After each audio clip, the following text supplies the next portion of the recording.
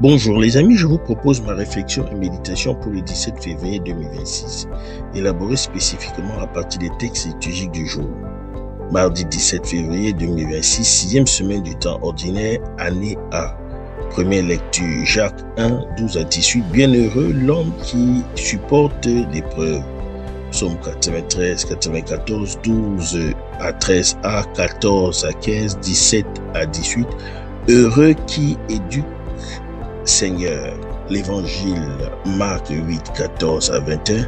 Gardez-vous du levain des pharisiens et du levain d'Hérode. J'ai intitulé mon partage l'épreuve qui couronne et le levain qui corrompt. Les textes de ce jour mettent en lumière deux réalités spirituelles qui traversent notre vie professionnelle.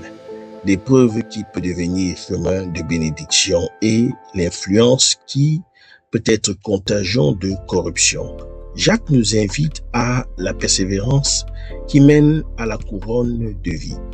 Jésus nous met en garde contre le levain des pharisiens et d'Hérode, cette influence sournoise qui fermente nos cœurs et nos institutions. Pour nous qui servons le droit et la justice, ces deux paroles sont un appel à l'endurance et à la vigilance.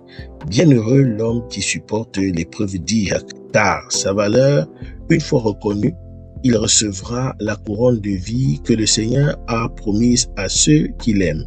Jacques 1, verset 12. Voilà une parole déconcertante dans un monde qui fuit l'épreuve, qui cherche le confort, l'évitement, la facilité.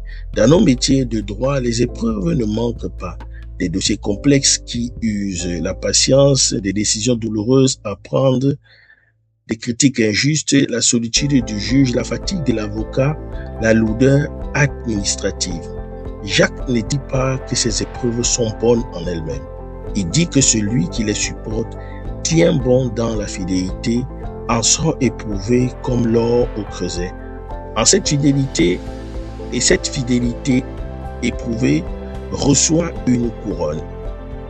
Non pas une récompense mondaine, mais la vie même de Dieu, la plénitude de l'accomplissement. Jacques précise que personne, lorsqu'il est éprouvé, ne dise « c'est Dieu qui m'éprouve ».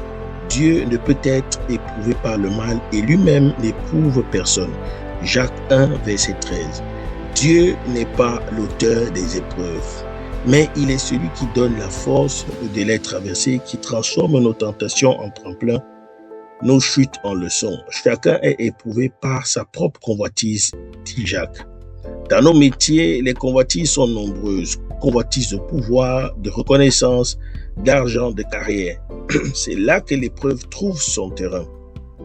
Mais celui qui résiste, qui refuse de céder à ses convoitises, celui-là est déclaré bienheureux. Et puis, il y a le levain. Jésus, dans l'Évangile, met en garde ses disciples. Gardez-vous du levain des pharisiens et du levain d'Hérode. Marc 8, 15. Les disciples ne comprennent pas. Ils croient qu'il parle du pain qu'ils ont oublié d'emporter. Alors Jésus les reprend. Vous ne comprenez pas encore. Vous avez le cœur endurci. Vous avez des yeux et vous ne voyez pas, des oreilles et vous n'entendez pas. Le levain, c'est cette petite chose qui fait gonfler toute pâte. Une petite compromission, une petite lâcheté, une petite concession à l'esprit du monde. Et c'est toute notre pratique professionnelle qui fermente, qui se gonfle d'orgueil, d'hypocrisie, de duplicité.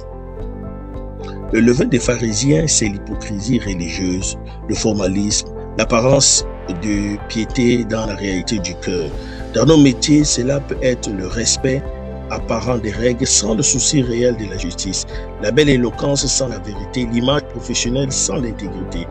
Le levain, c'est la mondanité, la compromission avec le pouvoir, l'arrangement avec la morale pour préserver sa position. C'est la tentation de dire ce qui plaît plutôt que ce qui est juste, de ménager les puissants plutôt que de défendre les faibles. Jésus rappelle aux disciples les pains multipliés. Ils ont oublié les signes. Ils sont là avec lui, mais ils ne comprennent pas. Combien de fois dans notre vie professionnelle oublions-nous les signes de fidélité de Dieu, les dossiers qui trouvent une issue inespérée, les rencontres providentielles, les grâces discrètes qui jalonnent notre route?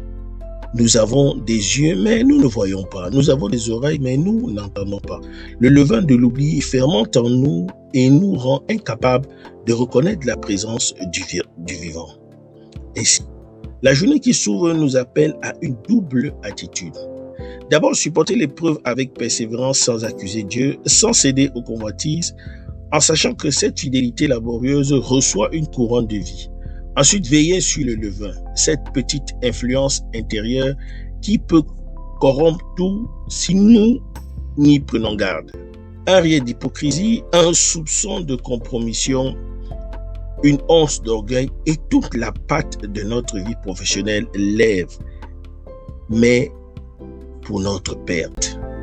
Puissions-nous, en ce mardi, tenir bon dans les épreuves sans nous laisser ébranler. Puissions-nous garder nos cœurs du levain qui corrompt, pour que notre pratique du droit soit une pâte saine qui nourrit et ne gonfle pas devant. Puissions-nous avoir les yeux qui voient les signes et les oreilles qui entendent la voix du Maître au cœur de notre quotidien professionnel. C'est mon souhait, ma prière pour vous et pour moi-même.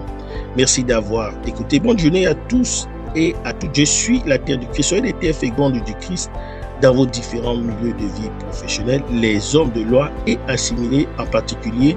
Que Dieu nous bénisse.